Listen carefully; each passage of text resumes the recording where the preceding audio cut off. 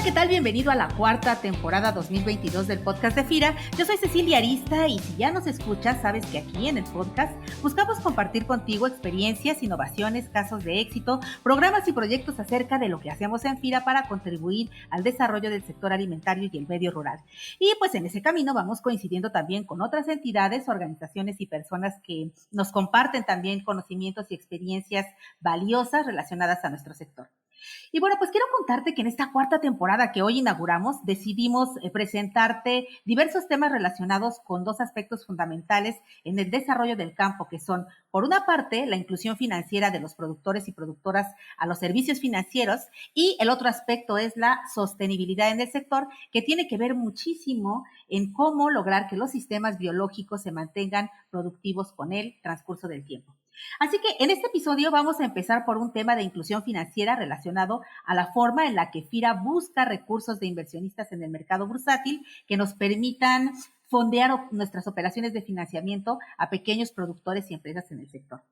De esta manera es que en el inicio de esta temporada y para abordar este tema me da muchísimo gusto compartirte esta conversación con quien encabeza nuestros esfuerzos en FIRA, que es el director general de la institución, el actuario Alan Elizondo Flores. Actuario, bienvenido como siempre al podcast de casa. ¿Qué tal, Ceci? Muy buenas tardes y igualmente a Pepe Orión. Y efectivamente, en este episodio tenemos doble hit porque el actuario Elizondo viene acompañado del director general de la Bolsa Mexicana de Valores, el licenciado José Oriol Bosch. Licenciado Oriol, bienvenido a nuestro podcast institucional. Gracias por invitarnos. Muchas gracias, Alan. Me da gusto verte.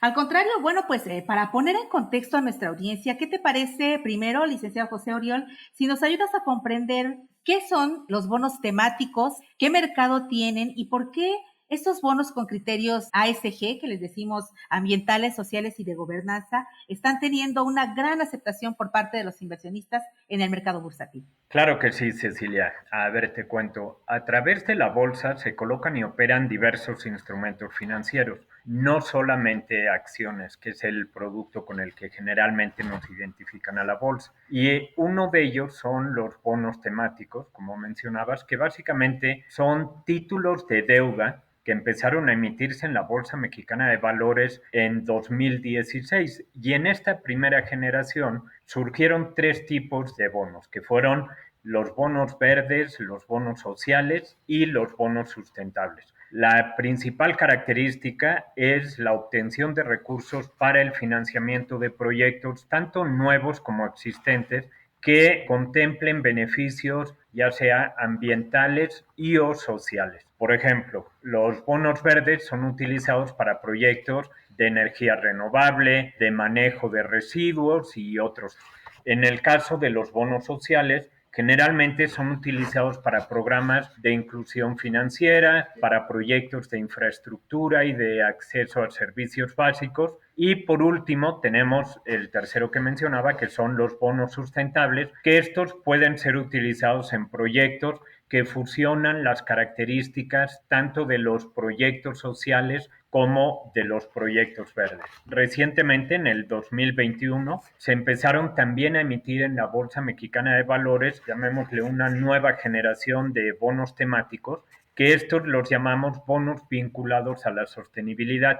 En estos se establecen una serie de KPIs o de objetivos corporativos sobre la estrategia ASG de la empresa o de la organización que esté emitiendo el bono, y ese está sometido a revisiones periódicas por un tercero independiente. Y esto pues ha tenido una gran aceptación. Yo creo que esta aceptación en general de los bonos temáticos se ha debido primero a la preocupación que existe y aquí hablando a nivel global, entre la preocupación de los gobiernos, de las organizaciones, de las empresas, de los inversionistas, ante los cambios que ya todos estamos viviendo y percibiendo del cambio climático, y también a los retos sociales que también los vemos nosotros todos los días. Y por otro lado, el segundo punto yo diría que es el compromiso asumido por los inversionistas para generar un cambio positivo en el mercado. Todo esto a través del financiamiento de proyectos de empresas y gobiernos cuyo planteamiento sea sostenible. Y aquí mencionando algunos inversionistas que juegan un papel muy importante, yo diría que están las Afores, que son el inversionista institucional más relevante que tenemos en México, en donde ya hay una regulación que entró en vigor este año, que ya deben incluir dentro de sus procesos de selección de inversión un análisis ASG. Y ese es con el propósito de evaluar el impacto ambiental y social de los proyectos que están siendo objeto de la inversión. Y ahí dejan muy clara la importancia de todos los aspectos sustentables a la hora de levantar capital.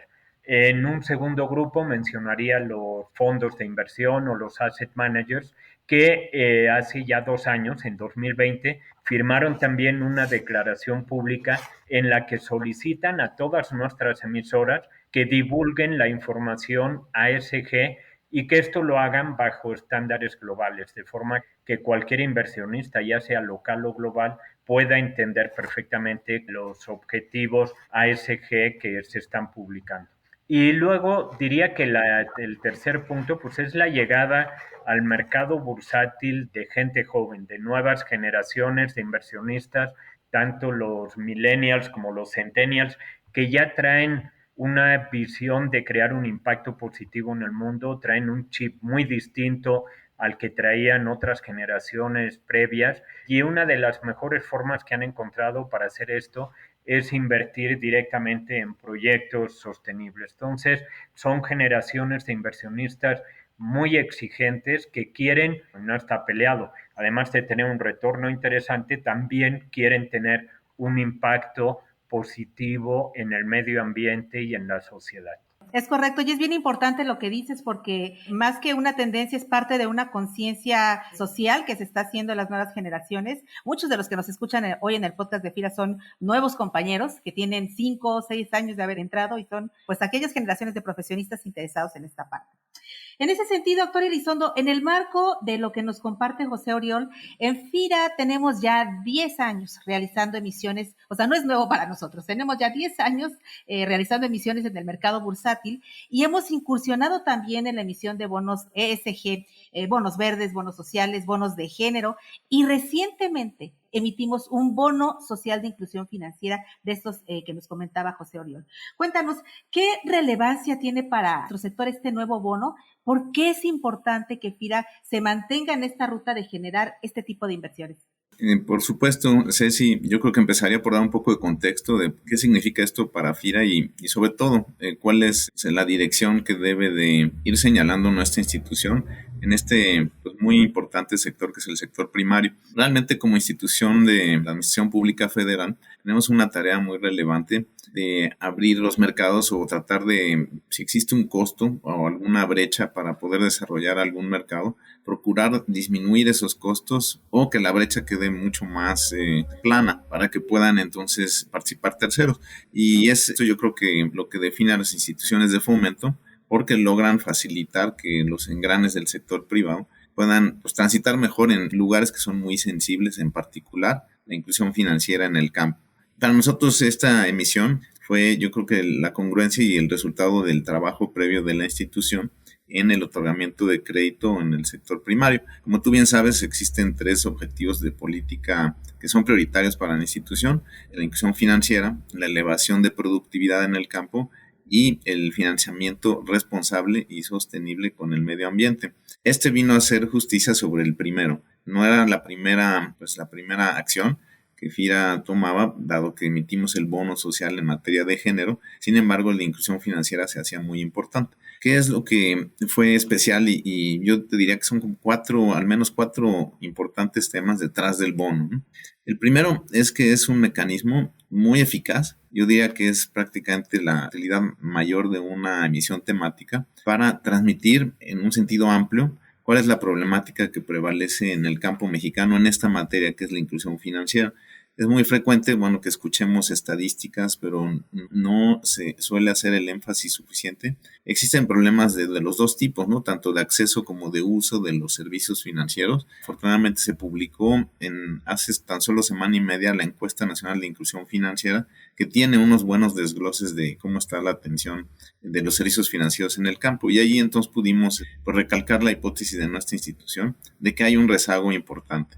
Ejemplo, ¿no? Si tú quieres tomar qué porcentaje de la población tiene acceso a un servicio financiero de cualquier tipo, llámese una cuenta de ahorro para el retiro, una cuenta de ahorro, un crédito, un seguro, que tiene más o menos en localidades mayores a 15,000 habitantes, un acceso de 74% en el agregado. En el caso de localidades menores a esos 15,000 habitantes, es tan solo de 56%. Y bueno, y podríamos entrar a detalles de cómo está el crédito, el seguro, etcétera, y cómo se movió esto con respecto a las condiciones de la pandemia. Pero bueno, para nosotros en las reuniones previas a la emisión fue una enorme oportunidad de platicar de esta problemática y sobre todo de cómo se puede atender la misma. Esto tuvo pues bastante buen eco con las entidades participantes y ese eco pues lo vimos al final reflejado en una muy buena demanda. Entonces yo te diría que esta es la primera pues de las 4 acciones detrás de esta emisión.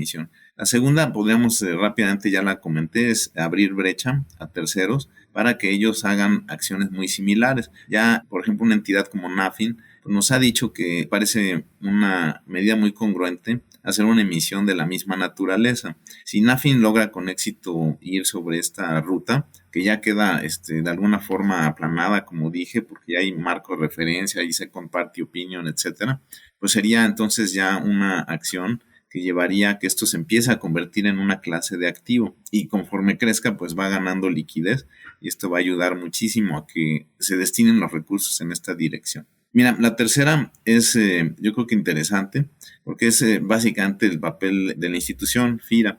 Aquí si tú lo analizas estás juntando un eslabón de la cadena muy lejano a nuestro destino final que es el crédito al pequeño productor. ¿Por qué? Porque en esta emisión lograste ver la presencia muy definida y franca de inversionistas institucionales como son las AFORES. Podrías tú entonces transformar que tú como una persona que está ahorrando para su retiro logró que ese ahorro para el retiro llegara a ese último eslabón que es la persona que no está teniendo acceso al crédito. Requiere una cadena compleja, ¿no? Un intermediario financiero especializado como es una SOFOM, requiere a FIRA con productos como es el crédito, las garantías, requiere la estructuración de un financiamiento como fue con pues second party opinion, calificadoras y finalmente requiere pues la participación de una entidad como es la bolsa que aquí Pepe Oriol representó y finalmente a los inversionistas. Esa cadena de transformación que va de lo más lejos a lo más particular, bueno, la cierra esta emisión del bono temático. Entonces, esa tercera la considero yo muy definitoria de la acción que FIRA hace en su día a día, en otras materias, pero esta en particular de inclusión financiera. Y bueno, finalmente, la pongo al final, aunque no es la menos importante, es que trae mejores condiciones de fondeo para esa cadena. Entonces, esto termina llevando a FIRA al cumplimiento de sus metas de rentabilidad, que son básicamente la inflación, porque se sabe que es una entidad de fomento, pero cualquier excedente se puede destinar a los apoyos financieros. Tú bien sabes que FIRA practica una bolsa de apoyos financieros que es tomada de excedentes de capital y que ha tenido mucho impacto en la estructuración de proyectos o incluso bajar otros costos de acceso como es los de tecnología. Esa es otra historia también muy interesante, pero aquí se circunscribe toda pues 4 acciones detrás del bono que me pareció bueno compartir. Y bueno, pues hablando acerca de estas instituciones públicas y privadas, ¿cuántos bonos, José Oriol, con criterios como estos, como los ESG, se han colocado en la Bolsa Mexicana de Valores? Sabemos que, bueno, nosotros somos de los que más participación hemos tenido en ese sentido, pero ¿cuántos bonos se han colocado? Y desde tu experiencia, ¿qué es lo que el inversionista más valora del emisor al momento de tomar la decisión de invertir? Claro, Cecilia. A ver, en cuanto a la primera pregunta, yo creo que vale la pena destacar el crecimiento que hemos tenido. Cuando creamos estos bonos temáticos, y digo creamos o fue la primera colocación que hubo en México. En realidad tampoco los creamos aquí, no los inventamos, ya en otros mercados, en otros países iban un paso adelante, pero cuando los creamos en 2016 representaron apenas el 2% del monto de deuda total que se había colocado a través de la bolsa. Y de 2016 a la fecha, cada año el porcentaje se fue incrementando y creo que así va a seguir, pero el año pasado, por ejemplo, ya alcanzó el 27% del total de emisiones de deuda. O sea, 27% fueron bonos temáticos y si a mí me preguntas, yo creo que pronto veremos el 50% y más del 50%. Está teniendo un crecimiento muy, muy rápido, como comentaba, tanto por el interés que estamos viendo del lado de los emisores como por el lado de los inversionistas. Y para ponerle ahí unos datos en cuanto a números, en cuanto a pesos, en total el monto de financiamiento en este tipo de instrumentos al día de hoy asciende ya a 94,000 millones de pesos. O sea, sí ha sido un monto importante y nuevamente creo que cada vez va a ser más relevante. En cuanto a cuántos bonos, cuántas colocaciones ha habido de bonos temáticos, al día de hoy hemos tenido 41 colocaciones de este tipo de bonos. Si lo dividimos en cuanto al tipo de emisor, 14 de ellos fueron emitidos por instituciones públicas y 27 por instituciones privadas. Ahora, si dividimos estos 41 ya no por tipo emisor, sino por tipo de bono, 12 de ellos fueron bonos verdes, 22 fueron bonos sustentables, 2 fueron bonos sociales y 5 fueron bonos vinculados a la sustentabilidad, que son estos últimos que mencionaba,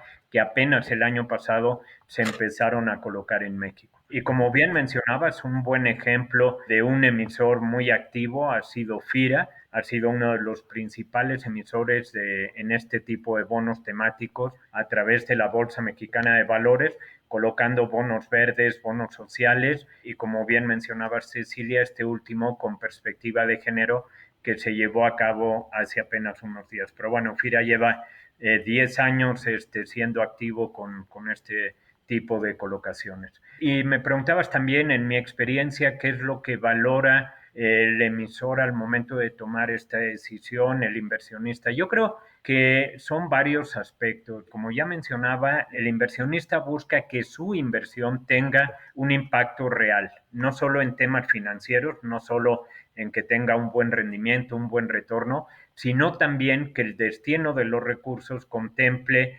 beneficios ambientales, beneficios sociales, que sea cuantificable. Creo que eso también es bien importante, que se puedan medir los beneficios y resultados esperados, porque también ahí podemos entrar a temas muy subjetivos. Yo soy verde y tú también y tal, pero qué tan verde o qué tanto es tantito. Entonces, el poder llegar a cuantificar, el poder llegar a reportar esto, creo que también es muy importante. Y por último, creo que el inversionista también busca que sea, ¿cómo te diré? Que sea retador, que los objetivos trazados en la inversión sean disruptivos para el mercado, que realmente representen un reto. Entonces, yo creo que eso está cambiando mucho el mercado financiero, está cambiando la forma de financiarse las empresas y los bonos temáticos son el mejor ejemplo que tenemos. Tienes toda la razón. Y fíjate, en ese sentido hay algo muy importante que es la parte de la transparencia, que es la parte de exponer hacia dónde van los recursos, cómo van los recursos, que ese bono, en el caso, por ejemplo, hablando de este social de inclusión financiera, sepas hacia quién y que están beneficiando lo que tú quieres, a dónde quieres invertir. Y yo te preguntaría, Actuario, ¿cómo vamos a distribuir esos recursos que captamos en bolsa derivados de la colocación del bono social de inclusión financiera y para los productores, las empresas intermediarias e interesados que nos puedan estar escuchando y que quisieran participar de esos recursos, ¿cómo pudiéramos asegurarles y transmitirles a ellos y a los inversionistas la confianza de que van a estar dirigidos a impulsar las capacidades productivas de quienes más necesitan este tipo de recursos para créditos en el campo? Sí, Ceci, de hecho la pregunta es muy importante porque así como en las emisiones normales la calidad crediticia pues depende de tus indicadores de balance y bueno, que tengas todas las capacidades de repagar lo que se te ha prestado. En el caso de estos bonos Toda la fuerza de la emisión depende de que se haga una demostración clara de que el recurso llegó a destino como se prometió. El no hacerlo pues sería el equivalente a un default en el lado crediticio. Entonces se trabajó con mucho cuidado esto. No omito mencionar que la Corporación Andina de Fomento fue un aliado importante para FIRA en esta emisión, mostró interés del desarrollo de este título y de la mano de ellos es que armamos un marco de referencia. El marco de referencia lo resumo en 3 líneas. La primera es que los créditos que se otorgan sean otorgados por primera ocasión al productor que lo recibe. Aquí tenemos en las bases de datos pues bastante profundidad.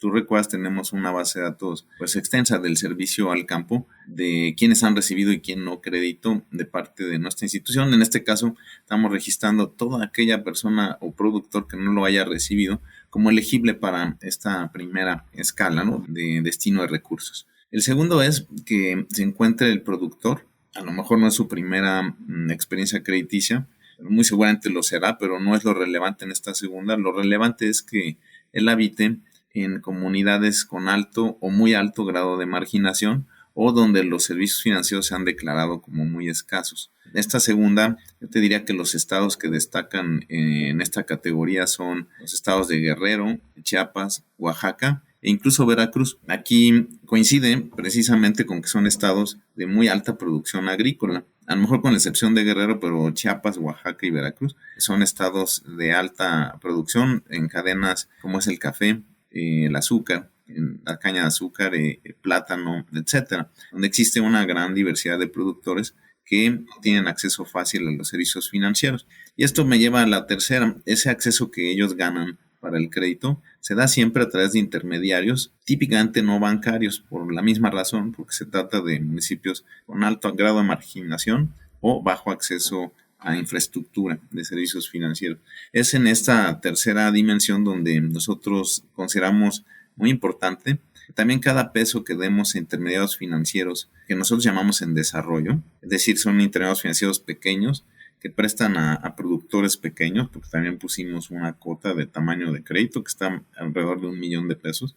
Cada peso que se destine a través de este canal es considerado un peso elegible por la tesis de desarrollo no solo del productor, sino también del canal financiero, que son intermediarios chiquitos y que no han llegado, vamos a decir, al tamaño como para poder tener fuentes alternas de financiamiento que no sean FIRA. También hay un modelo que a mí es el que más me gusta dentro de esta tercera línea, es el financiamiento que hacemos a través de empresas. Nosotros las llamamos parafinancieras. ¿Por qué? Porque no son una entidad financiera, son empresas interesadas en los productos del campo y lo que ellos hacen es, para hacerse del producto del campo, tienden a distribuir recursos de habilitación, avío y capital de trabajo a sus productores, que son productores muy pequeños, pero que tienen la seguridad de que van a hacer un producto de la suficiente calidad para abastecer a la empresa. Entonces el interés realmente en ellas es el valor del producto y el pequeño productor a la postre, y nuestro interés es que esas empresas reciban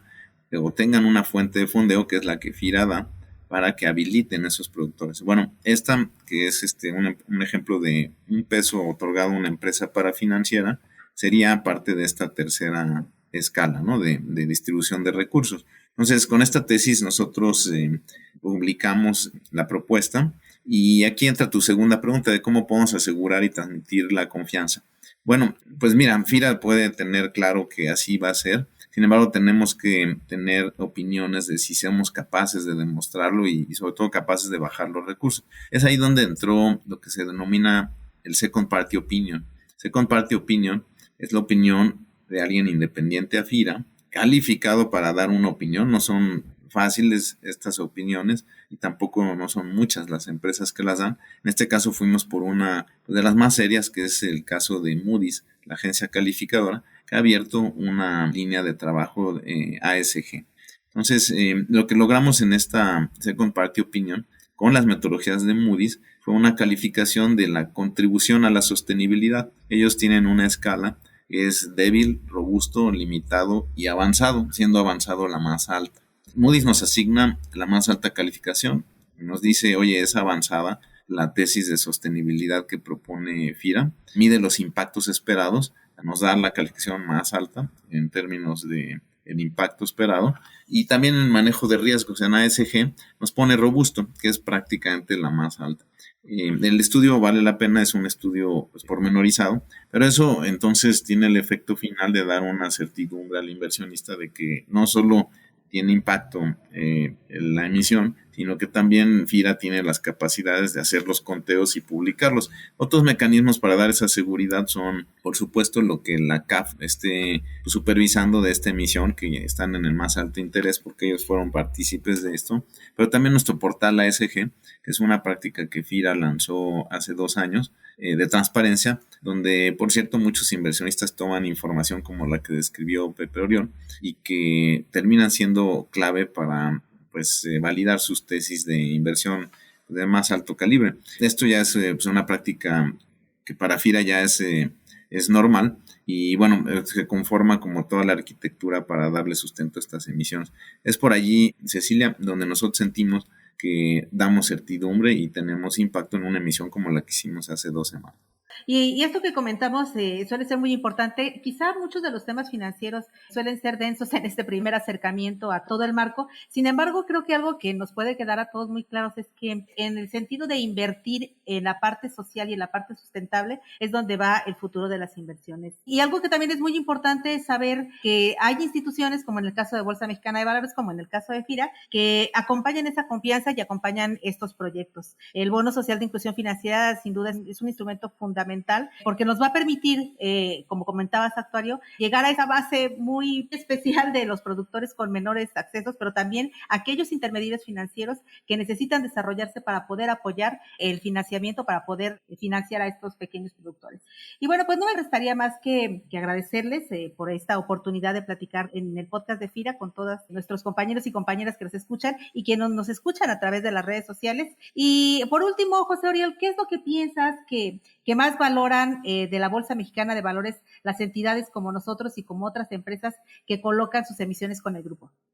Claro, Cecilia. Mira, yo creo que valoran diversos aspectos. Como mencionaba, es un mercado que lleva pocos años, relativamente nuevo en México, un producto diferente en donde ha habido una evolución y pues tenemos algunos otros productos como el mercado accionario en donde pues ha estado en la bolsa desde sus inicios, desde hace 127 años. Entonces, al ser aquí algo nuevo, yo creo que lo que valoran es el acompañamiento y el apoyo que damos a los emisores, sobre todo en la preparación integral para los estándares ASG, a través de varias acciones y varios programas que hemos emprendido. Por ejemplo, y para mencionar algunos, toda la parte ASG no es tan nuevo para nosotros. Nosotros lanzamos desde diciembre de 2011 el primer índice ASG en México y con el propósito de enviar un mensaje al mercado sobre la importancia de fomentar las inversiones sustentables entre los inversionistas. Y algo muy interesante, este índice, que era el IPC sustentable, que le llamábamos, ha ido evolucionando también, pero este índice demostró tener un rendimiento superior al IPC, al índice de precios y cotizaciones tradicional. Es decir, esto confirmó que las empresas sustentables sí tienen un beneficio económico. Eso también es un cambio importante. Antes las empresas veían que el tema ESG era un costo y que eso les iba a reducir la rentabilidad. Bueno, está probado que es el caso contrario. También por mencionar un segundo, en 2014 la Bolsa Mexicana de Valores se adhirió a la iniciativa de bolsas sustentables, que es una plataforma en donde periódicamente se están intercambiando experiencias entre las principales bolsas de valores del mundo con el propósito de fomentar un mercado más sano, más transparente. Y ahí uno de los compromisos en particular adquiridos por la Bolsa Mexicana de Valores fue crear una guía de sustentabilidad para apoyar a las empresas listadas en la implementación de las estrategias de sustentabilidad y también de comunicación sobre el desempeño en la materia. Actualmente esta guía, que es pública, se encuentra a disposición de todos los participantes del mercado. Se ha convertido ya en un instrumento de uso recurrente para nuestras emisoras, tanto actuales como emisoras potenciales. También creo que valdría mencionar la creación que hubo de un grupo de sustentabilidad Este está conformado por las empresas más importantes de México. Aquí participan los principales exponentes en materia de sustentabilidad con el propósito de establecer estrategias y acciones que permiten fomentar los principios ASG en el mercado de valores. Y por último mencionaría un programa que tenemos, que es el programa de acompañamiento sostenible, le llamamos el PAS, que es un taller que está dirigido a emisoras y a empresas potenciales que requieren capacitación y acompañamiento en la preparación hacia la sostenibilidad. Está integrado por un catálogo de conferencias con las principales voces en materia ASG. Este es más reciente, empezamos el año pasado, en 2021, que fue cuando creamos el programa Paz, y del año pasado a la fecha, pues ya hemos tenido la participación de más de 125 empresas en este programa. Entonces, en resumen, yo creo que es ir de la mano con todas las empresas o emisoras que estén interesadas en hacer alguna colocación que tenga de alguno de estos bonos temáticos, que tenga el sello ASG. Nosotros estamos ahí para servir a los clientes, para acompañarlos desde el principio hasta el momento de la colocación, incluso después vamos a estar ahí apoyando. Wow, pues qué importante es tener todas estas guías, materiales, acompañamiento para quien quiere empezar a colocar en el mercado con este tipo de inversiones. Qué importante en el caso de FIRA también. Les recuerdo entrar a nuestra página, a nuestro sitio ESG, para que puedan ver también y tener contexto de todas aquellas actividades, de todo ese camino que nosotros ya recorrimos y que con mucho gusto, al igual que la bolsa, ponemos a disposición de todos aquellos que quieran empezar a recorrer este camino para un desarrollo sustentable, que además es un tema que nos interesa. Bueno, pues ahora sí, agradecemos a ambos directivos la oportunidad y la disposición de compartir con nuestra audiencia del podcast este tema que es y será en los próximos años un tema fundamental, la captación de recursos del público para financiar e impulsar el desarrollo de todos los sectores y en especial para nosotros en FIRA, el sector alimentario, que necesita fortalecerse hacia el 2050 para poder darnos de comer a todos, mejorando además las condiciones de vida de los habitantes del medio rural, que eso es muy importante y no hay que dejar de verlo. Muchísimas gracias, licenciado José Oriol Bosch, director general de la Bolsa Mexicana de Valores. Gracias, Cecilia, y aprovecho nada más para agradecerles también a nombre de la Bolsa por la invitación, agradecerte, Alan, agradecer por todo el apoyo y también invitar a los que nos escuchan a conocer mucho más de estos productos, cuáles son las ventajas y beneficios, en el caso del emisor, los requerimientos. Invitaría a otras empresas a seguir los pasos de otros emisores como FIRA, y aprovechar para felicitarte, Alan, por todo el trabajo que has hecho con toda la parte ASG como cabeza de FIRA. Muchísimas felicidades y cuenta con nosotros para futuras colocaciones. Y gracias a todos. Pues igualmente, muchas gracias a nuestro director general en FIRA, Jesús Alan Elizondo, por esta charla aquí en el podcast de Casa. Muchas gracias, Ceci. Gracias a ti, Pepe, por todo el apoyo para lograr esta emisión. Y bueno, a ti, Ceci, por estos podcasts que son definitivamente muy informativos. Muchas felicidades. Y para ti que nos escuchas, recuerda como siempre que puedes hacernos llegar tus comentarios y sugerencias a la cuenta de correo enlace@fira.gov.mx y carista@fira.gov.mx o a través de las redes sociales de FIRA, donde puedes compartir ampliamente nuestro podcast para que pueda llegar a quien está buscando una oportunidad de negocios con FIRA. Se despide de ustedes Cecilia Arista y en la producción mi compañero Axel Escutia, deseando para todos y para todas una excelente semana de labores. Hasta la próxima edición.